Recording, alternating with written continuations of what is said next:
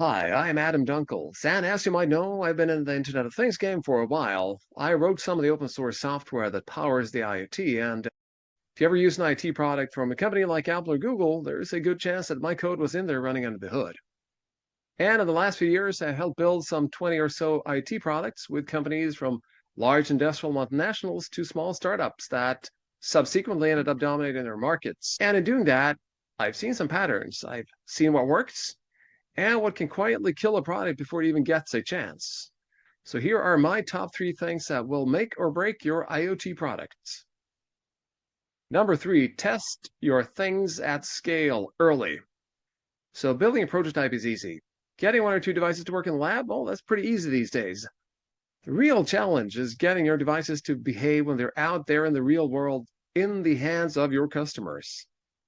You don't want your customers to be the first to find your flaws. You want to find them and fix them first. So the problem with the IoT is scale. And that scale will hit you way sooner than you think.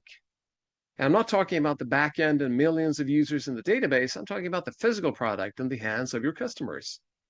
How do you make sure that your product works at a reasonable scale? What you do is you set up a test of devices in your lab. And how large does this need to be? Well, probably larger than you think. Is 10 enough or 20? No, you probably need to go up to about 100. That's a reasonable first step. This will let you find the easy bugs.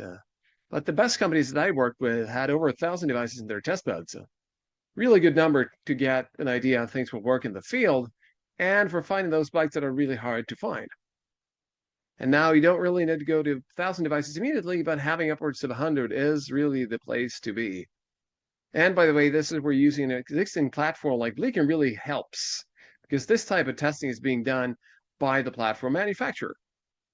But even so, you need to see your specific product work. So you set up your own test bed, use automated testing tools to set up scenarios that your product will face in the field, such as first-time installation by a user or a typical week-long cycle.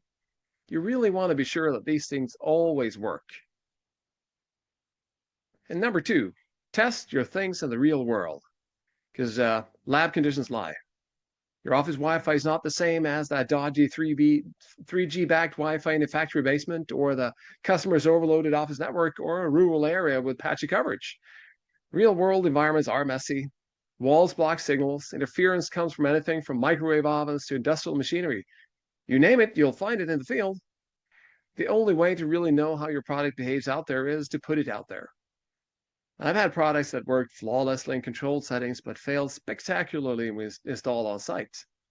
Because sometimes that product is suddenly installed in a metal box that blocks signals, or sometimes the temperature affects the wireless range. Sometimes your single gateway is struck by lightning, and only then do you realize that you actually needed to have a backup one. So take your product to the place where it will be used and see what breaks, because things will break. Fix them first. And number 1, test your product with your target customers even before you're ready.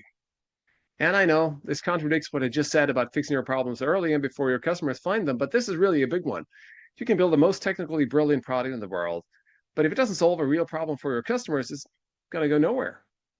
I've seen engineers spend months perfecting features that weren't asked for, and meanwhile, that one feature that users actually needed was clunky or missing altogether.